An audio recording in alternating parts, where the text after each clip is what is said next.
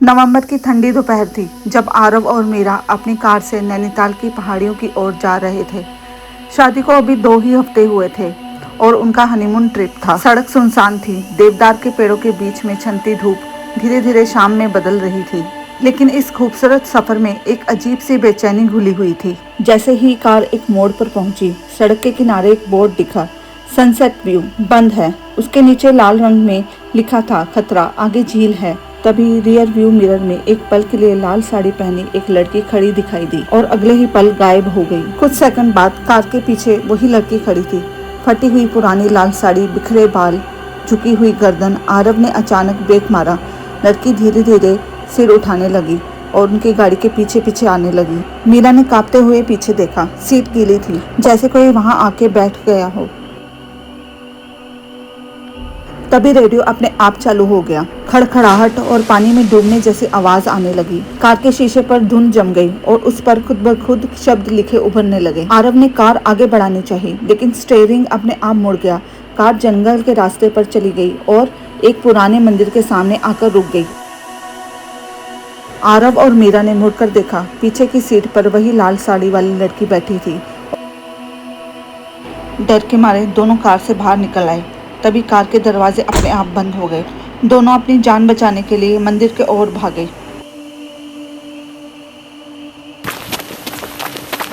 ठंडी हवा चलने लगी। वो लड़की धीरे धीरे मंदिर की तरफ बढ़ी और झील की ओर इशारा करने लगी। अचानक उनके सामने दृश्य बदल गया, जैसे कोई पुरानी याद चल रही हो। वही लड़की जिंदा लाल साड़ी में मुस्कुराती हुई एक लड़के के साथ झील के किनारे खड़ी थी। दोनों हंस रहे थे। फिर अचानक लड़का उसके पीछे गया और उसे झील में धक्का दे दिया। लड़की पानी में गिर गई। वो हाथ मारती रही, मदद के लिए चिल्लाती रही, लेकिन लड़के ने उसकी कोई मदद नहीं की। फिर एक ठंडी आवाज गूंजी, मेरी लाश नीचे है, 1 महीना हो गया, मुझे मुक्त करो। आरव ने तुरंत फोन निकाला और उसने पुलिस को कॉल किया और लोकेशन भेज दी। कुछ देर बाद पुलिस और गोताखोर पहुंचे। झील में तलाश शुरू हुई। पानी शांत था। फिर अचानक गोताखोर ने कुछ खींचना शुरू किया। धीरे धीरे पानी से एक शरीर बाहर आया। फटी हुई लाल साड़ी, टूटी चूड़ियां और भीगे बाल। मीरा की आंखें भर आई। ठंडी हवा चली। दूर वही लड़की खड़ी थी, लेकिन अब वो शांत थी। अगले दिन झील के किनारे उसका अंतिम संस्कार किया गया। आग जलने लगी, धुआं आसमान में उठने लगा।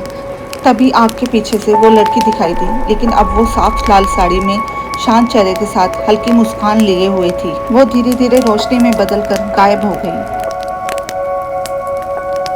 आरव और मीरा चुपचाप वापस कार में बैठे और नैनीताल लौटने लगे। मीरा ने पीछे देखा। सीट खाली थी, लेकिन वहाँ एक टूटी हुई लाल चूड़ी रखी थी। मीरा ने उसे उठाया।